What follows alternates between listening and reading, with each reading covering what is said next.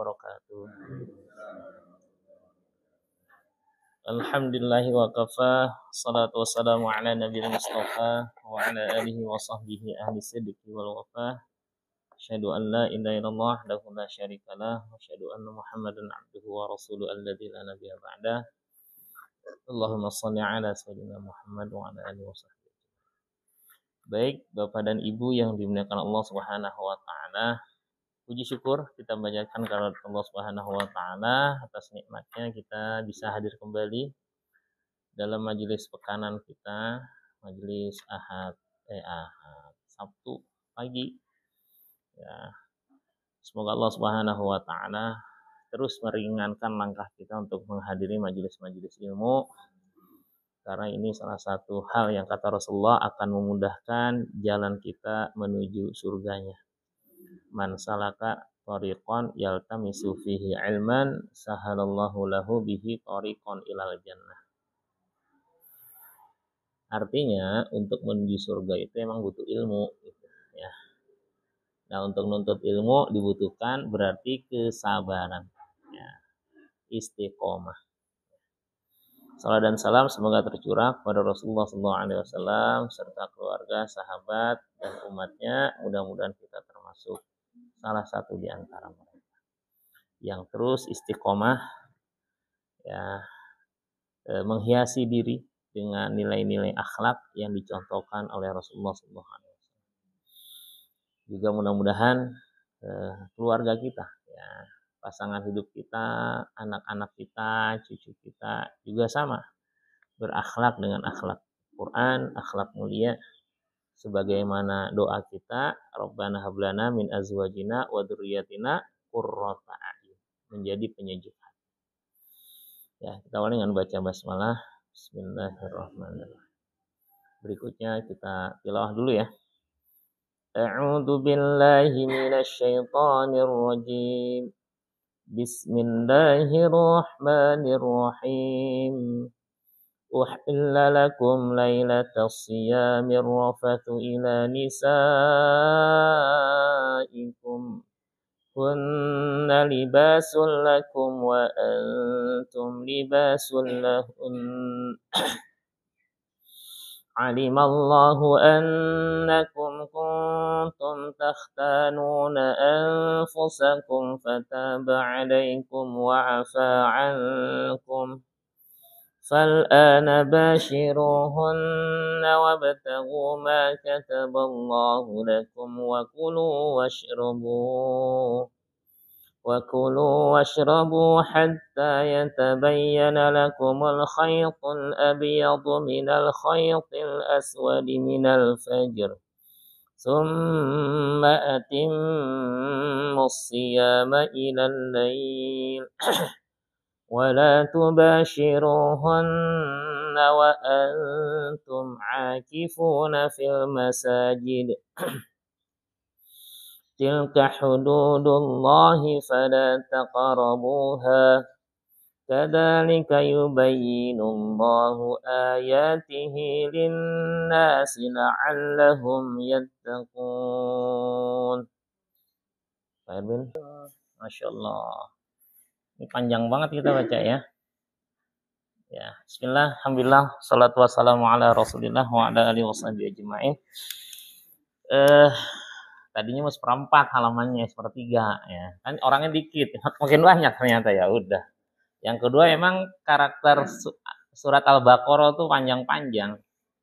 Jadi nggak bisa dibagi dua, nggak bisa dibagi sepertiga biasanya ya. Tapi kalau surat-surat pendek tuh bisa. Baik, satu ayat kita tadaburi sebagai bekalan buat kita sehingga apa yang kita baca nggak menguap begitu saja ya. Suratnya surat Al-Baqarah, ayatnya 190 berapa nih? 194 ya. A'udzu billahi minasyaitonir rajim wa anfiqu fi sabilillahi wa la tulqu bi aydikum ila tahlukati wa ahsinu innallaha yuhibbul muhsinin. Ayat ini sebelum bicara tentang masalah haji ya. Allah Subhanahu wa taala berfirman wa anfiqu fi sabilillah, dan berinfaklah di jalan Allah. Yang kedua, pesan Allah, wala tulqu biaidikum ila tahlukah. Jangan jatuhkan dirimu ya, ila tahlukah kepada kehancuran. Ya. Yang ketiga, wa ahsinu, dan berbuat baiklah. Innallaha yuhibbul muhsinin. Allah mencintai orang-orang yang berbuat baik. Jemaah yang Allah Subhanahu wa taala, salah satu semboyan pada diri kita ya yang diingatkan oleh Rasulullah sallallahu alaihi wasallam adalah khairun nas anfa'uhum linnas ya. Yang selalu harus menjadi pedoman kita ya.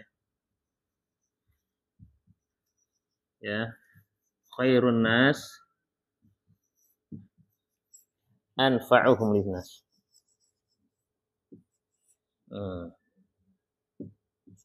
Ya. Khairun nas anfa'uhum linnas ya. Khairun nas, manusia yang terbaik. Khairun nas, terbaik. Anfa'uhum, paling bermanfaat.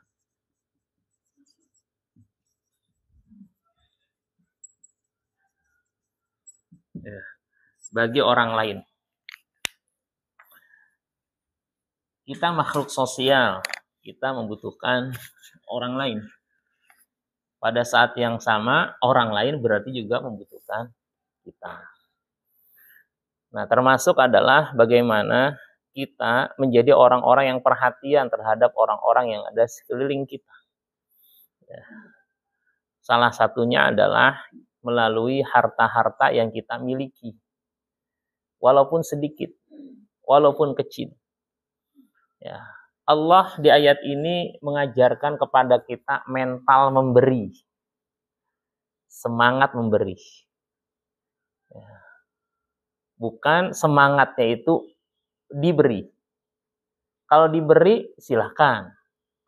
Tapi kalau nggak diberi, nggak ada mental minta-minta. Ya.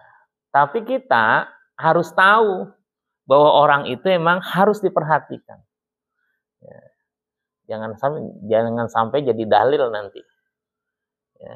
Suami kepada istrinya, kata Ustadz Furqon, mental memberi mah. Nggak boleh mental minta-minta. Dari kemarin minta uang belanja mulu. Itu kewajiban. Ya, kewajiban. Ada jamaah belum ketemu jadwal konsul sama saya. Ustadz, ada waktu di rumah kapan? Dia bilang kalau ada waktu di rumah kapan tuh biasanya itu ada sesuatu yang harus didiskusikan.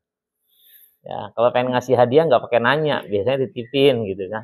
Tapi kalau ada waktu di rumah kapan, nggak deal nih. Dari mulai hari Senin, saya nggak bisa, waktunya agak padat.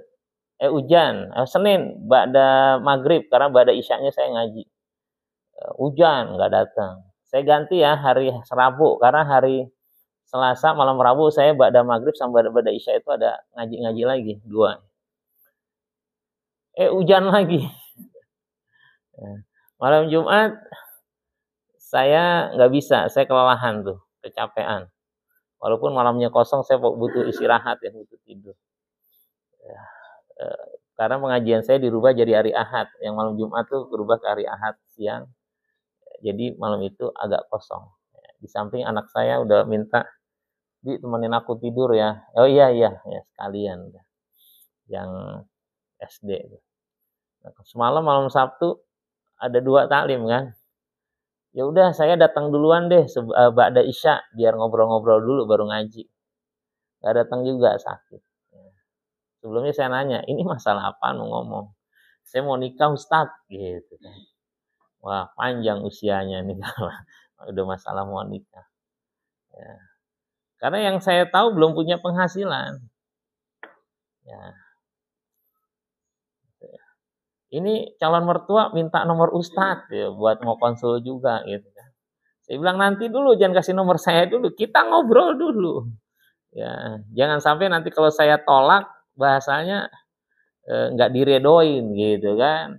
Saya mau tahu udah bisa apa. Karena bahasa Quran tuh laki-laki akan punya wibawa di hadapan suaminya, di hadapannya, depan istrinya itu ar-rijalu qawwamuna 'alan nisa bima faddalallahu ba'dahum 'ala ba'din wa bima anfaqu min amwalihim.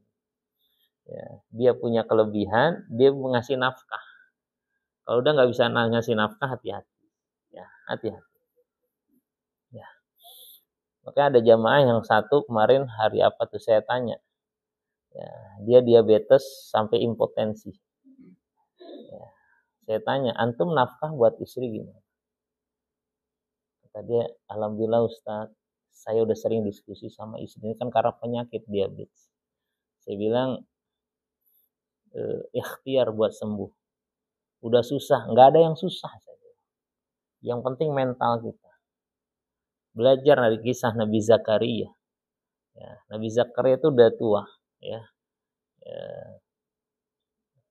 Kata beliau, anna yakunu li gulam wa qad balagoni al-kibar. Ya Allah, gimana aku pengen punya anak, aku udah tua, wa mraati aqir, dan istriku mandul. Tapi ketika Allah kadzalikallahu yaf'alu ma yasha.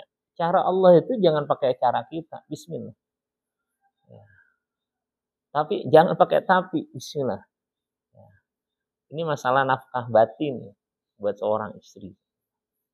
Ya, hati-hati. Ya. Ujungnya di akhir baru, iya Ustadz, alhamdulillah. Nah, kalau ini nafkah lahirnya saya belum ngelihat. Jangan-jangan semangatnya nafkah batin, jangan-jangan gitu kan. Ya. Sebab kalau itu usianya nggak lama. Ya, usianya nggak lama. Yang bisa bertahan itu adalah ar-rahmah itu. Sakinah, mawaddah, rahmah. Ya, kasih sayang itu. Ya. Kalau udah meliputi diri kita, insya Allah ya, itu udah nggak mandang yang macam-macam. Tapi kalau nggak ada itu, biasanya itu ujung-ujungnya itu nggak lama. Ayat yang kita baca tadi itu bicara tentang masalah perceraian dan banyak ayatnya. Yang salah-salah tadi tolak ya, tolak. Itu artinya cerai. Kecuali dicampur dengan angin, itu beda. Tolak angin. Serius banget nih. Jadi bukan tolak, itu pakai angin. Soalnya tolak kok. Ya, artinya perceraian. Itu ada tuh. Ya, kalau misalnya istri diceraiin cuman belum digauli, itu ada. Kalau udah kasih mahar gimana? Itu panjang urusannya. Ya, bacanya susah, ngafalnya ngejelimet, harusnya begitulah proses perceraian. Jangan tiba-tiba gampang banget pagi sore pulangin lu sama orang tua gitu. Marah dikit, sono pulang atas. Saya pernah menyelesaikan masalah keluarga itu. Setiap malam Ustadz, suami saya itu saya ceraiin kau. Terus berikutnya hubungan lagi gitu. Astagfirullahaladzim, saya nggak tahu tuh waktu itu. Orang umum banget, nggak pernah ngaji. Cuma dia konsul ke yang ngaji sama saya waktu itu. Yang ngaji saya bingung jawabnya. Ya udah akhirnya saya datengin ke rumahnya. Saya sering tuh kalau ada gitu, wah nggak bisa nih ngomong kayak saya datang ke rumah. Ustadz datang, ya kenapa emang saya datang? Biasa aja. Datang biar tahu masalahnya. Walaupun saya nggak expert. Kenapa nggak expert? Karena saya belum pernah pengalaman dan mudah-mudahan enggak. Masalah cerai kan, pengalaman. Enggak. Ya, tapi teorinya kita belajar. Ya. Jadi dari nafkah. Dan yang terbaik tuh buat keluarga dulu memang. Wa anfiq. Nafkah. Dan bahasa Quran nggak ngelihat besar kecilnya. Bahasa Al-Quran tuh liyunfiq du sa'atim min sa'atih. Jadi gini. Suratnya surat At-Talaq, Allahumma shalli. Liyunfiq du sa'atim min sa'atih. Orang yang memiliki keuangan rezeki, maka nafkahkan sesuai dengan kelebihannya itu. Surat At-Talaq ayat ke-7. Wa man qudira alaihi rizquhu. Nah, untuk suami yang Allah batasin rezekinya, tetap fal yunfik mimma atahu. Tetap dia mengasih nafkah dari apa yang sudah Allah berikan kepada dia. Jadi bicaranya itu bukan masalah besar kecil, tapi semangat pertanggungjawaban. Menjadi koang. Ya. Oke, saya sering ingetin kalau mohon maaf yang suami istrinya bekerja, jangan pernah berhenti tetap ngasih nafkah. Walaupun cuma Rp1.000, Rp2.000, Rp3.000, ada nafkah yang diberi. Jangan sampai enggak. Ya. Kadang-kadang tuh jadi bom waktu. Jadi bom waktu, 2 orang suami istri ke rumah. Ya, singkat cerita, sampai istrinya bilang, dari pertama kali nikah Ustaz, dia belum pernah nafkahin saya secara harta. Tapi kalau masalah batin, selalu minta Ustadz, bahkan saya pulang kerja, belum ngapa-ngapain. Ini kisah-kisah nyata. Itu kalau masalah keluarga tuh banyak. Makanya saya sedang mengkhawatirkan kondisi siapa? Anak saya yang sedang berkeluarga. Kita kasih edukasi, sabar, syukuri apa yang ada. Walaupun makan sehari cuma 3 kali, disyukuri.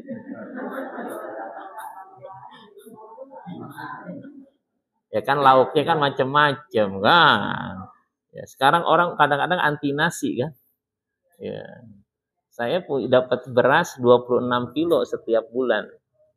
Itu hampir jarang tuh habis. Ya. Alhamdulillah kadang-kadang ada pegawai saya kasih. Kadang-kadang Bu D saya kasih. Kadang-kadang saya bawa ke Manggarai gitu kan. Terakhir abang saya datang ke rumahnya. Assalamualaikum, ngapain? Ini mau ngasih beras. Masih ada nama saya. Karena kata Rasulullah, tahadu tahab. Kalau kita ngasih hadiah, kita akan punya rasa cinta. Ada timbal balik. Ya. Apalagi kalau sering ngasih hadiah ke istri. Sering ngasih hadiah ke suami. Surprise itu nggak harus berharga macam-macam, enggak. Pulang tahu-tahu sebungkus 5.000 semur jengkol.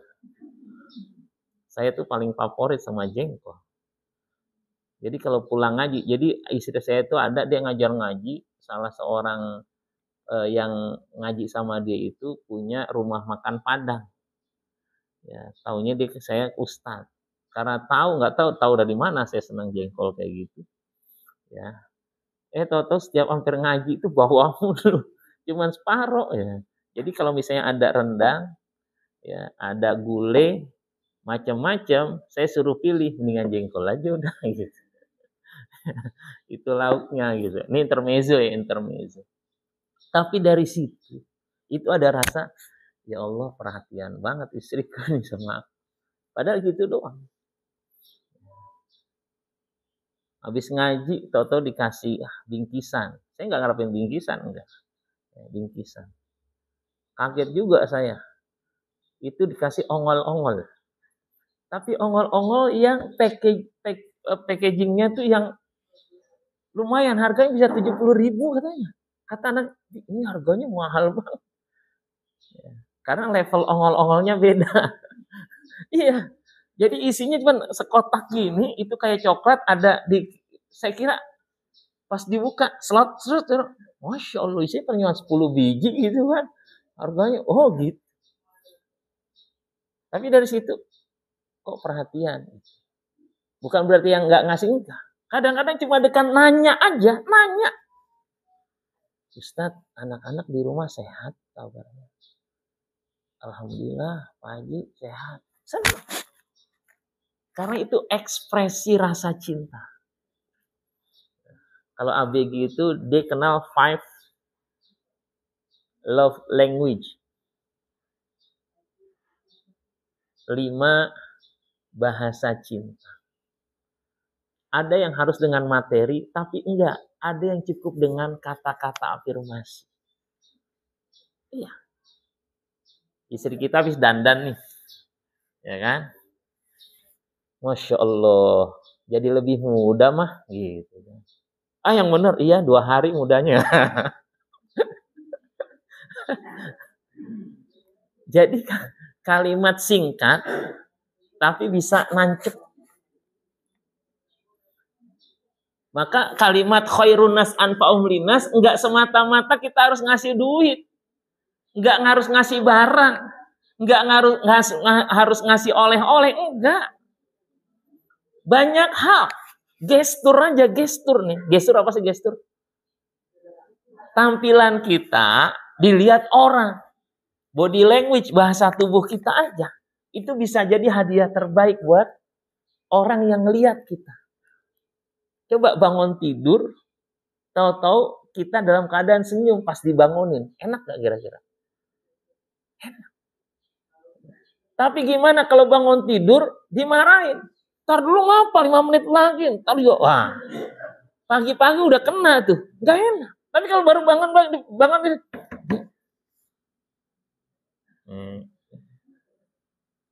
enak. Habis sehat. Habis mimpi apa ayo lu? Dicuriga.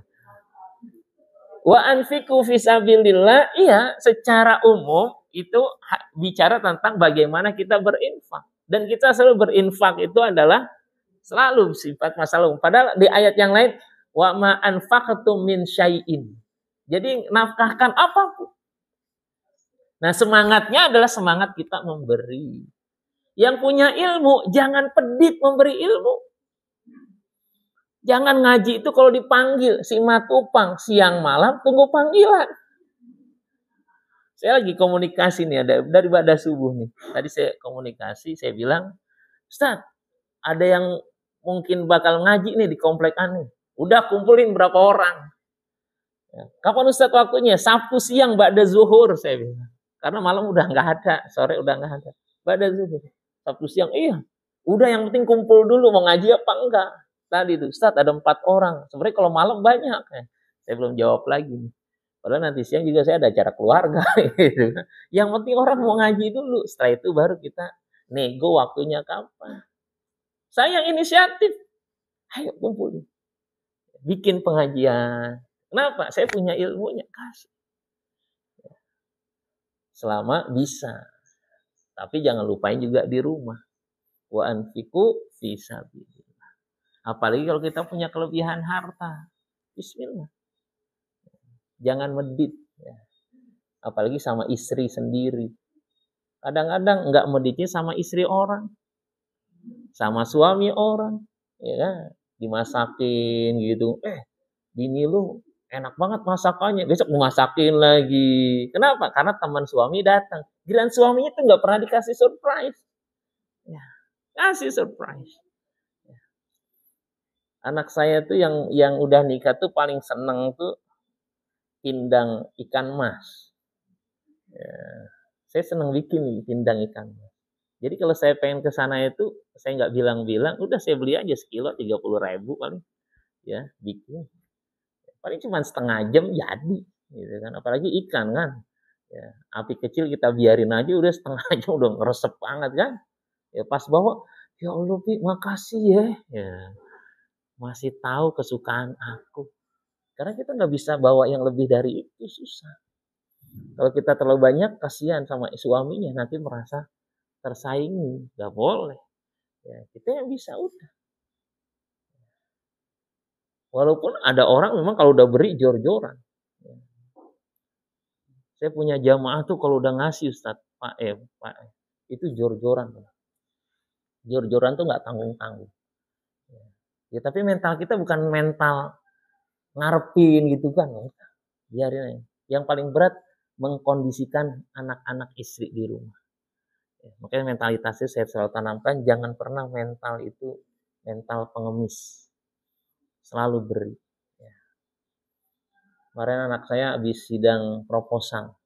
Saya bilang, Kak, abimu nggak bisa ke sana. Saya ini baru saya tanggal 1 kemarin jadi kepala sekolah lagi. Tapi kepala sekolah SMP. Ya, jadi turun naik SD pernah, SMA, SMP. 1 TK yang belum nih. Jangan udah tua, udah putih gini jadi TK. Enggak lah. Baru, jadi agak lagi raker. Ini sebenarnya saya ada acara, tapi saya sebentar. Ini harus jadi prioritas saya. Jadi kalau yang saya bisa limit waktu masih kekejar, saya akan kejar gitu.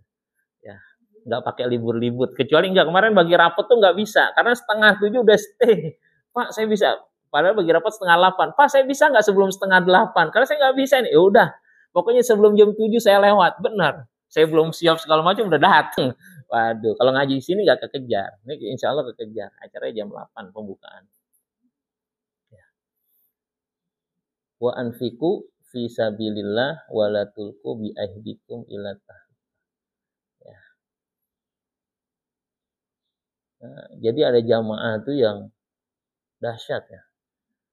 Saya ingetin jangan ngandelin. Tahu nggak dahsyatnya apa? Kemarin pas sebelum maghrib saya ditelepon. Ustaz Furqon umrohnya sama istri. Baru. Nanti tolong cari travel yang bisa bintang 5. Nggak boleh yang lain. Harus bintang 5 Mekah dan Madinah. Apa? Enggak, saya belum. Saya masih jet lag, masih deg-degan. Istri saya, jadi tumben-tumbenan tuh nelfon. Pas orang lagi azan. Tapi saya milih masjid yang saya harus kuliah ngajar ngaji pada maghrib di masjid yang lain. Waduh, ini ada apa nih darurat nih? Iya. Sama istri ya. Ya. Bintang 5 ya. Ya. Maksa. Saya bilang, Masya Allah. Saya setelah tutup saya bilang sama istri saya bilang, nih bisa jadi ini diantara buah. Selama ini kita ngajar ngaji, kita nggak pernah ngarepin macam-macam. Ada orang yang kayak gitu. Kalau saya selalu berpikir kayak gitu, ya, karena konsepnya in ahsantum li anfusikum. Ini kan sering saya kasih tahu. Itu yang pertama, ya. Wa anfiqu fisabilillah. Yang kedua, walatulqu bi aidikum ilatah. Jangan kita punya manfaat sama orang lain, tapi kita sendiri senang zolim sama diri sendiri. Maka Islam ngajarin jangan ngerusak diri. Jangan celupkan dirimu pada kebinasaan. Apapun yang membuat rusak, nama keluarga rusak, jasad kita rusak, pikiran kita rusak, kehormatan kita rusak, maka hukumnya haram. Maka maqasidus syariah ada 5 hal. Yang kita dengan ini maka terjagalah nilai-nilai kemanusiaan yang ada pada manusia itu sendiri. Akal, hifzul akal harus terjaga. Makanya diharamkan segala sesuatu yang membuat hilang akal. Gak boleh. Hifzun nafs, gak boleh hal-hal yang bisa menjadikan seseorang itu meninggal. Bahkan dosanya itu besar. Membunuh satu orang itu seperti membunuh semua manusia. Tahu kan dalil ayatnya gimana? Pernah dengar nggak? Pernah? Ya. Kita lihat ya ayatnya sebentar. Ini saya kacamatanya kacamata +1, jadi agak pusing. Saya udah 1,5, salah ngambil. Ya. Sementara Quran saya kecil. Sebentar ya. Jusnya seingat saya juz 5. Biar kita tahu ya ayat-ayat Quran yang menguatkan.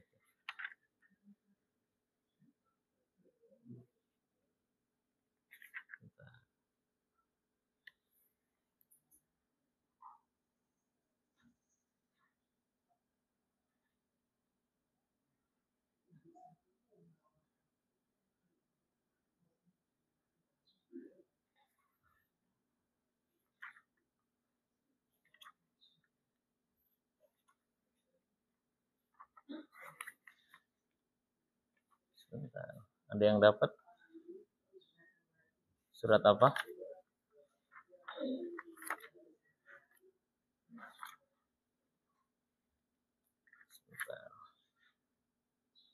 Wa ma kana yaqtula mu'minan fa man kana raqabatan kan.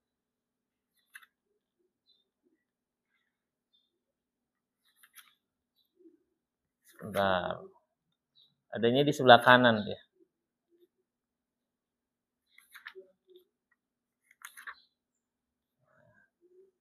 Atau Al-Maidah. Sebentar. Kita di search di Quran ayat sebentar ya. Faka'annama ahyan nasa jami'a. Ya. Ahyan nasa jami'a. Nyarinya pakai bahasa Arab. Ahyan nasa jami'a. Ahya. Bismillah. Wa may yaqtul mu'mina muta'ammidan fajaza'u qatala.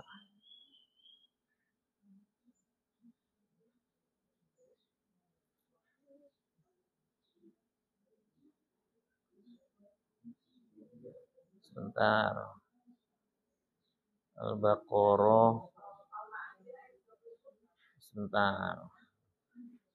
Lagi dicari satu-satu. An-Nisa. Bukan. Al-Maidah kayaknya. Al-Maidah berapa? Sebentar. 33. Iya. Ayat 32. Min ajli dzalik katabna ala bani Israil annahu man qatal. Oleh karena itu, kami tetapkan satu hukum bagi Bani Israel bahwa barang siapa yang membunuh seorang manusia bukan karena orang itu membunuh orang lain atau bukan karena membuat kerusakan di muka bumi, maka seakan-akan dia telah membunuh manusia seluruhnya. Siapa yang memelihara kehidupan manusia, maka seolah dia memelihara kehidupan manusia semuanya. Ya, ini adalah kaidahnya. Ya. Makanya hati-hati. Ya, kalau misalnya kita beraktivitas kemudian akan melalaikan jiwa kita. Rasulullah tuh nggak mau menyolati orang yang meninggal bunuh diri. Ya, jadi pas tahu bunuh diri, Rasulullah nggak mau nyolati. Ya, itulah yang dipakai oleh kawan saya tukang mandiin jenazah pas tahu meninggal bunuh diri, dia lari bersembunyi di rumah saya. Kenapa ente Pak? Karena lagi dicari siapa? Itu buat mandiin mayat. Aneh nggak mau. Meninggalnya bunuh diri. Dia bilang ya Allah. Ya. Tapi bukan berarti tidak disolati. Rasulullah tidak mau menyolat. Itu sebagai salah satu bentuk hukuman. Ya, peringatan. Hati-hati. Ya, Rasulullah juga mau nyolatin apalagi kita gitu kan. Ya, hati-hati. Jadi Islam itu sangat jaga. Wala tulqu bi aidikum ila tahlukah. Termasuk berfoya-foya itu ngabisin duit, itu kerusakan. Dari segi ekonomi nggak boleh. Ya. Kehormatan diri, hati-hati. Ya. Maka harus dijaga. Yang terakhir, wa ahsinu, berbuat baiklah. Makanya jangan lelah berbuat baik. Yuk, ikhlas karena Allah, jangan ngarepin dari orang tersebut, nanti Allah akan membalas dengan yang lebih baik dari apa yang pernah kita bayangkan. Dan itu nikmat. Ya. Kan enak tuh, segala sesuatu yang nggak kebayang, tahu-tahu diberikan kepada kita, ya Allah. Tapi kalau yang kebayang sama kita, gue udah tahu gitu. Ya, kan sesuatu yang surprise itu kan nikmat ya. Ya, tahu ya Allah. Ya. Oke, saya ngelihat wajah istri saya kemarin itu langsung ya, karena kita umroh itu terakhir berdua maksudnya itu 2008. Udah lama banget. Ya. Terus dia sabar ya karena kita lagi nabung buat haji. Cuman pertanyaannya kapan bisa berangkat? Masih ada 29 tahun yang akan datang, nggak masalah haji gitu. Udah siap berapa kita? Udah tenang aja, banyakin doa. Ya, insya Allah kalau Allah berkehendak, idza arada syai'an ayyaqulal hukum fayakun. Tapi ini baru rencana, kan baru tahu. Ke depan kita nggak tahu hari besok kayak gimana, ya kan? Kalau Allah mengatakan tidak, ya tidak. Optimis tetap ada, roja, tapi khauf juga harus khawatir. Jadi jangan terlalu berbangga diri. Nah, saya sebutin pertama jadi ibroh pelajaran, yang kedua adalah doain mudah-mudahan benar. Orang waktunya jadi saya bingung, ya Allah, saya baru jadi kepala sekolah nih, waktunya masih ketat. Ya, belum bilang juga ke pimpinan karena baru kemarin. Rencana nanti mau ketemu sama orangnya, karena kemarin baru by phone, mau ngobrol-ngobrol. Wallahu a'lam bishawab. Hadanallahu ajma'in. Mudah-mudahan berkah buat kita semua. Jangan pernah berhenti berharap pada Allah Subhanahu wa taala. Karena Allah Maha Segalanya. Demikian subhanakallahumma wa bihamdika asyhadu an la ilaha illa anta astaghfiruka wa atubu ilaik. Assalamualaikum warahmatullahi wabarakatuh.